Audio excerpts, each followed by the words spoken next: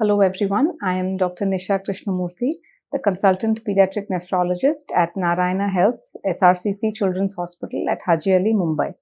Today I'll give you a brief on the chronic kidney disease in children and also a little bit about the kidney transplants that we do in children at our hospital.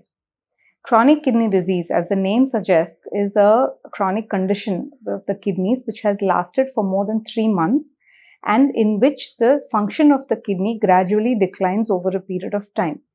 Now, this gradual decline in kidney function could be because of a variety of reasons. It could be because the children were born with the problem. It means that they had some structurally malformed or differently formed kidneys or the urinary tract. Or it may be because of some disease they may have acquired at a later date, that is after birth, either in the early neonatal and the infant age, or that may have acquired in early childhood. Depending upon the cause, there occur certain conditions in which the kidney is unable to perform its functions to the optimum, and gradually over a period of time, this level of function declines. Because of this decline, it may so happen that the children need to be put on additional medications, certain diet restrictions. And these medications and diet restrictions help to supplement what would normally be the kidney function. So the medications may be because they have to control the potassium in the blood, they have to control the phosphorus in the blood. It may be because kidney diseases can also give rise to conditions of high blood pressure, that is hypertension. So to keep all these as well as the acid-base balance in the body, because all of these are functions which the kidney performs day in and day out excellently in our body. So to supplement this, these children have to be put on medications. But it so happens that at a certain point when the medications alone cannot be enough to supplement this function of the kidneys, the children may need additionally the requirement of dialysis, which we call the renal replacement therapy. Dialysis again can be of two forms. It can either be a hemodialysis or it can be a peritoneal dialysis. Hemodialysis means wherein the dialysis, that is the blood, is drawn out of the body, and the filter, that is the kidney, what it does in our body, the same function is done by a machine outside. The blood is passed through that machine and sent back into the child's body. Similarly, we have something called a peritoneal dialysis, in which the abdominal cavity is used as a mechanism for cleaning the blood, and what the kidney is unable to do, we do it via the peritoneum. Both of these procedures are, of course, there are challenges in doing it, but over a period of time, the parents, the child gets comfortable. And of course, it is done under the doctor's and hospital supervision. So it's fairly safe. It can be carried out, and we have done dialysis for children as young as 7 months who've been put on these chronic dialysis. And we have allowed the child to grow, have a normal lifestyle. They go to school, they play, they participate in various activities.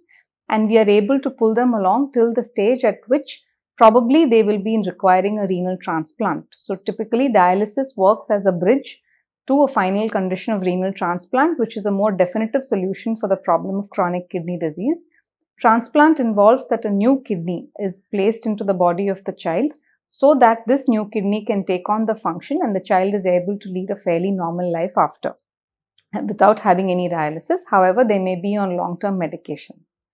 Now, kidney transplant as a procedure, of course, is very challenging given that we are doing it in such young children.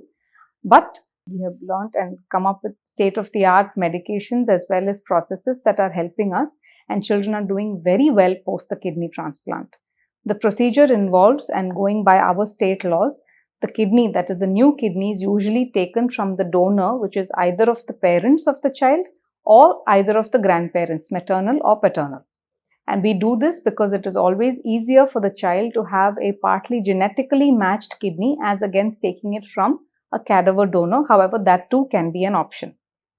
So kidney transplant involves that a new kidney is surgically placed in the child's body, and then under careful monitoring at the hospital and subsequently at home, the children are kept on medications, and under our watch and supervision, we wait to see that the new kidney is accepted well by the child and it starts functioning to its optimum capacity, and the child is then followed up so that they are absolutely able to lead a perfectly normal life after. And as far as the donor is concerned, because they are the ones giving the kidney, a whole battery of tests is run on the donor so that they don't have to suffer any issues for having given the kidney. A lot of priority is given for the donor health so that they will never have to suffer any issues for having donated the organ. And they too are kept under the supervision of an adult nephrologist. and they lead an absolutely normal life as they would have otherwise led, because one single kidney is enough for a person to lead a normal life for their age expectancy.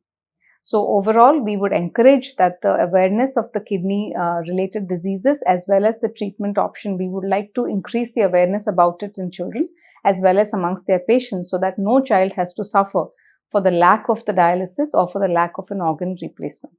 Thank you.